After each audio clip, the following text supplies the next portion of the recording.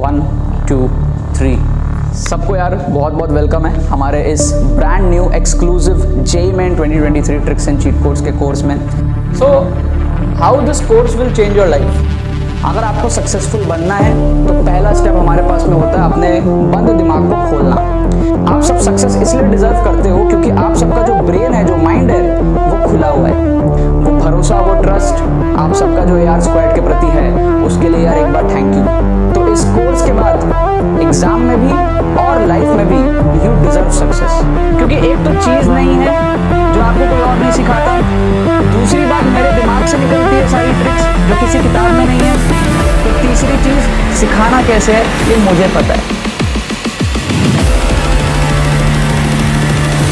तो देखो यार, आज इस वीडियो के अंदर में मैं आपको सीक्रेट रिवील करने वाला हूँ कैसे आप कम टाइम में जो है जेईई मेन को क्रैक कर सकते हो। ठीक है, काफ़ी सारे स्टूडेंट्स की यही प्रॉब्लम रहती है कि 2 साल कुछ पढ़ाई किया नहीं होता है ढंग से और फिर टाइम बहुत कम बचा रहता है और उस कम टाइम में किस तरीके से जेईई मेन को क्रैक करना है समझ में नहीं आता है।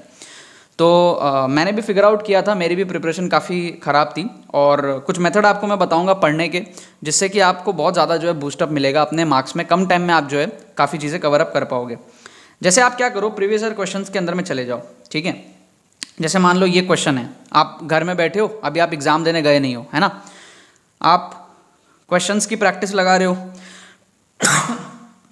सो यहाँ पर आपको ना, जैसे इस क्वेश्चन में क्या दिया है, आपको दिया है कि भाई ऑर्डर ऑफ रिएक्शन बताओ एनओ के रिस्पेक्ट में। ठीक है, एनओ के रिस्पेक्ट में बताओ। सिंपल है तरीका। आप देखो H2 A से B में H2 यहाँ पे सेम रह रहा है, लेकिन NO जो है वो 3 गुना हो गया। ठीक है, और जो रिएक्शन का रेट है वो भी 3 गुना हो गया। ठीक है ना, दिस इज 21 × 10⁻⁹। सो इसका मतलब NO को 3 गुना करने पे जो रेट है वो भी 3 गुना हो गया। इसका मतलब ऑर्डर क्या है, ऑर्डर है 1। क्या आपको बात समझ में आ रही है? देखो रेट बेसिकली क्या है, this is proportional to NO का पावर समथिंग। अब NO को अगर 3 गुना करने पे रेट भी 3 गुना हो रहा है तो X कितना हो गया, 1 हो गया।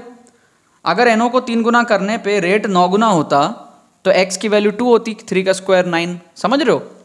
तो ये आया आपका सिंपल सा आंसर। तो पहली चीज़ तो ये समझो कि जेईई मेन के क्वेश्चंस कितने आसान भी होते हैं, घबराओ मत। अब अगर आपने ये क्वेश्चन 2021 में कर लिया और मान लो आप 2022 का एग्जाम देने गए और आपको ये क्वेश्चन मिला 2022 में, तो क्यों नहीं आप इसको कर सकते? बहुत आसान है। हमको क्या पूछा है, M और L का रेशियो पूछा है।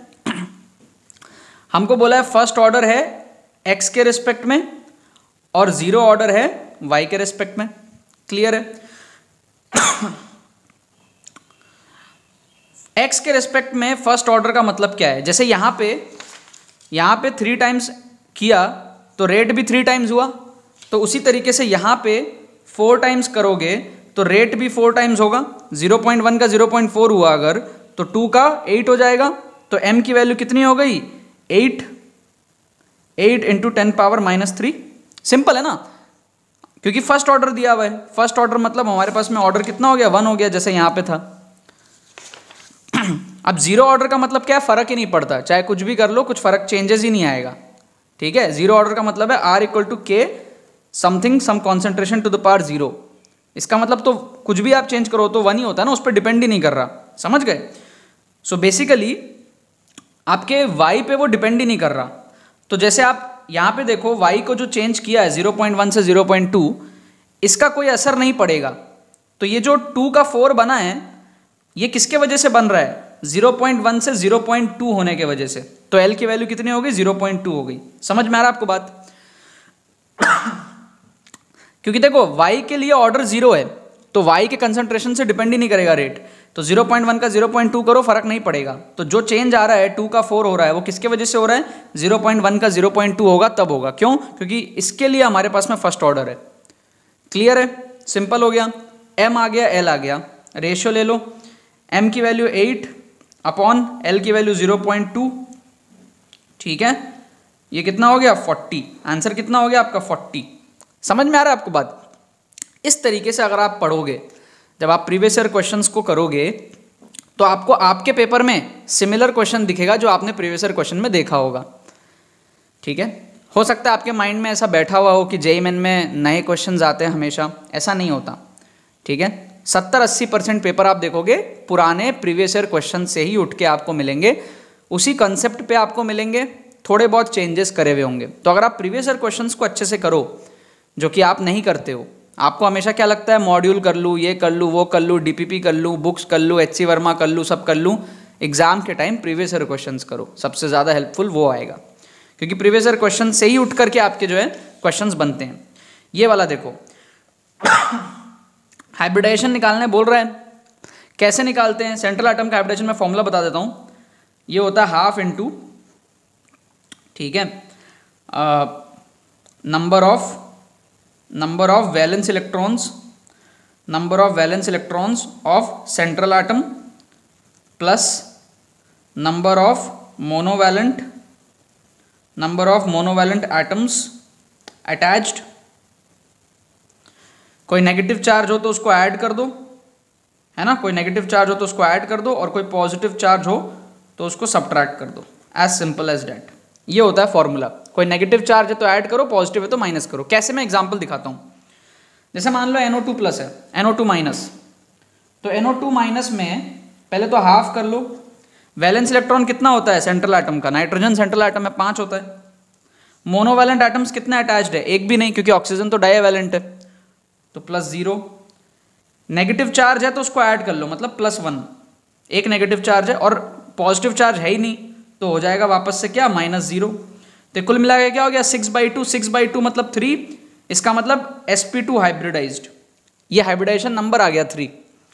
इसी तरीके से NO2 प्लस में देखो, NO2 प्लस, इसमें क्या हाफ हो जाएगा, नाइट्रोजन का हो जाएगा 5, डाईवैलेंट है तो मोनोवैलेंट कोई है ही नहीं, पॉजिटिव चार्ज है तो उसको माइनस कर देंगे। अगर पॉजिटिव चार्ज है तो माइनस करो, नेगेटिव चार्ज है तो प्लस करो, as simple as that.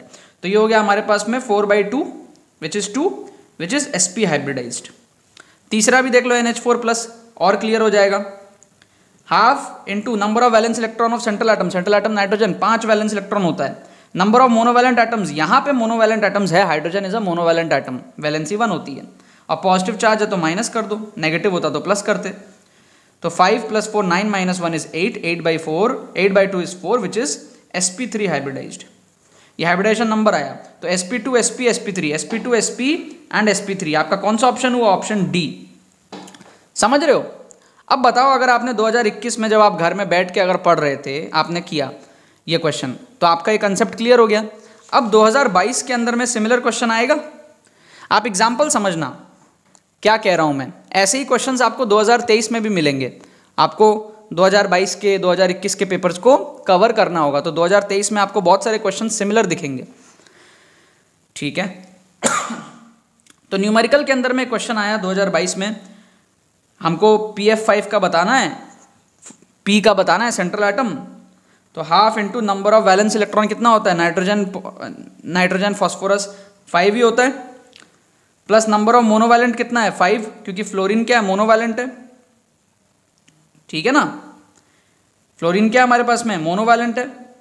Charge कुछ है ही नहीं, तो +0 है ना, ±0 कुछ भी नहीं आएगा, ना पॉजिटिव चार्ज है ना नेगेटिव चार्ज है, राइट। सो ये कितना हो गया हमारे पास में, ये हो गया 5 आ गया अल्टीमेटली। 5 का मतलब क्या हो गया, sp3d। 5 का मतलब क्या हो गया, sp3d। समझ रहे हो? देखो 2 होता है तो sp, 3 होता है तो sp2, 4 होता है तो sp3 और 5 होता है तो sp3d। क्लियर है कि नहीं? सो अब यहां पे हमारे पास में हमको पूछा y की वैल्यू, तो y की वैल्यू कितनी हो जाएगी, 1 हो जाएगी, as simple as that. y की वैल्यू कितनी हो जाएगी, 1 हो जाएगी जब आप कंपेयर करोगे इसके साथ में sp3d1। सो y की वैल्यू 1 हो गई।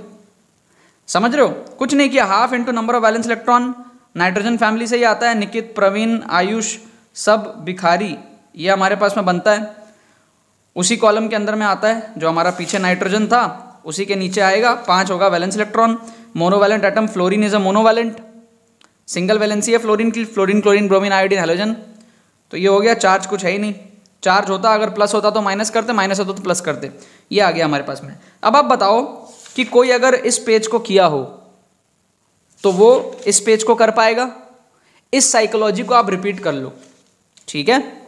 आप जाओ 400-500 क्वेश्चन सॉल्व कर लो पहले के, और आप देखोगे आपके 2023 के पेपर में क्या आएगा, बहुत सारे क्वेश्चंस रिपीट होंगे, और जब आप उनको करोगे तो आप बहुत इजीली जेईई मेन को क्रैक कर लोगे, ज़्यादा प्रेशर भी नहीं आएगा। और ये सारे क्वेश्चंस आप सॉल्यूशंस देख देख के आप कर सकते हो, ठीक है। अगर आपसे सॉल्व नहीं हो रहा है, समझ नहीं आ रहा, तो आप सॉल्यूशंस देखो, सॉल्यूशंस देख के सीख लो। एक बार सीख लोगे, अब जैसे ये फॉर्मूला था, ये एक बार आपने सीख लिया, मैंने बता दिया आपको, अब आप कर पाए ना अगला क्वेश्चन, ठीक है। इसका आपने तरीका देख लिया कैसे होता है, फिर आप कर पाए ना अगला क्वेश्चन, तो आप सॉल्यूशंस देख देख करके सीख लो। This is the secret to crack JEE Main in less time, ठीक है ना। बाकी तो बस यही बात है। तो यार आई होप आपको ट्रिक्स एंड चीट कोड्स की वीडियो पसंद आई होगी। अगर आपको ये वीडियो पसंद है, इस वीडियो को लाइक करना मत भूलना और शेयर करना मत भूलना अपने बाकी सारे फ्रेंड्स के साथ में, ताकि वो भी इस प्लेटफॉर्म का मजा उठा सके। बाकी तो बस बहुत बहुत धन्यवाद मेरे साथ जुड़ने के लिए, बने रहिए यार।